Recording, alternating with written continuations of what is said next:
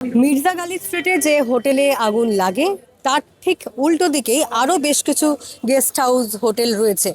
সেই হোটেলগুলোর কি পরিস্থিতি, কি চেহারা, অর্থাৎ এখানে যে অভিযোগগুলো উঠছে সেই অভিযোগগুলোর ভিত্তি ঠিক কি, তা যে দেখতেই আমরা চলে এলাম আরও একটি গেস্ট হাউস মতো রয়েছে যেখানে চালাচ্ছেন এনারা।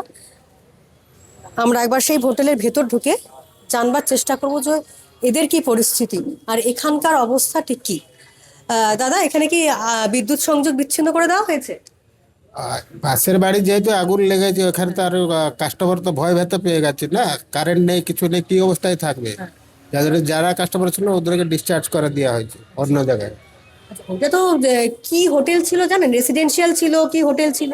একটা হোটেলই ছিল, রেসিডেন্ট বিল্ডিং এ হোটেলই ছিল। তো অনেকগুলো হোটেল ছিল কি সেখানে?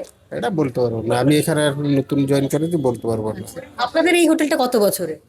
আমার 7-8 বছর হয়ে গেছে। 7-8 বছর ধরে এখানে হোটেল। আমরা একবার দেখবো ভেতরে, আসার চেষ্টা করছি যে এই যে জায়গা আমরা দেখতে পাচ্ছি এখানে ফায়ার এক্সটিংগুইশারের জন্য একটি জলের পাইপ লাইন সেটা কিন্তু রয়েছে। জলের পাইপলাইন রয়েছে, এখানে ট্যাঙ্ক রয়েছে, অর্থাৎ কোনোভাবে যদি গ্রাউন্ড ফ্লোরে আগুন লাগে তাহলে প্রাথমিক যে আগুন নেভানোর কাজটা এখান থেকে করা যেতে পারে। এই একটা জলের ট্যাঙ্ক এখানে দেওয়া হয়েছে ছোট লবিতে, পাশাপাশি ঘিঞ্জি জায়গা, এবং সেখানে আমরা দেখছি পুরো অন্ধকার। অর্থাৎ এখানে যদি কোনোভাবে কোনো আগুন লাগে তাহলে এখান থেকে বেরোনোর কোনো সম্ভাবনা নেই। কোনো আলো নেই, কোনো জেনারেটর এমার্জেন্সি কিছু নেই আপনাদের?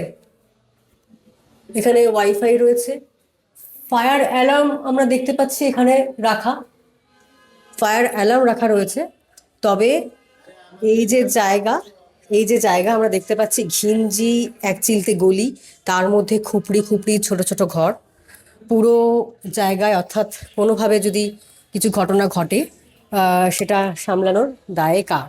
আমরা একজনকে দেখতে পাচ্ছি গেস্ট ঘরে রয়েছেন, যদি একটু আসি। আহ, আপনি কি এখানে হোটেলের স্টাফ না গেস্ট? গেস্ট।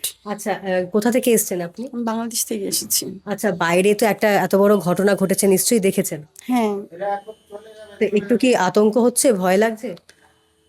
না, ওরকম ভয় লাগছে না, কারণ এই জায়গাতে আমরা তো সবসময় আসলে এটাতেই আসি, আর এই হোটেলটা ভালো। ভালো তো দেখছি যে দিনের বেলা তো আলো ঢুকছে না এখন। হ্যাঁ, কারেন্ট এই জেনারেটর নেই তো, সেজন্য আর কি।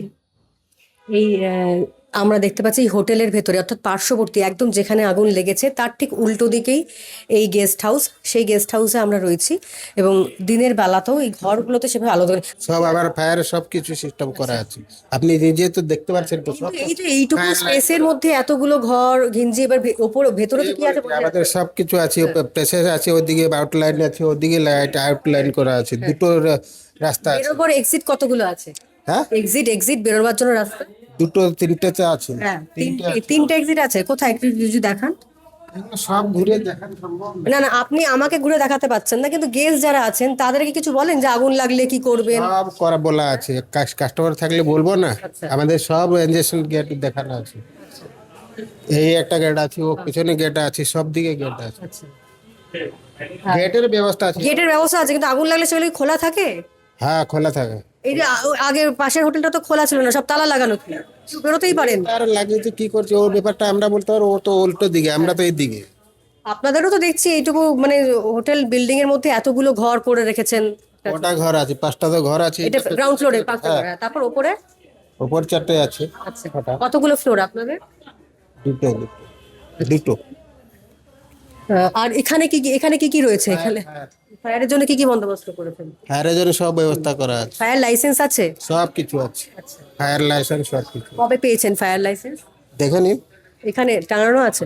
আচ্ছা, এই গেস্ট হাউসে আমরা দেখতে পাচ্ছি এখানে ফায়ার লাইসেন্স রয়েছে, সেগুলো কিন্তু এনারা টাঙিয়ে রেখেছেন এখানে দেখতে পাচ্ছি আমরা।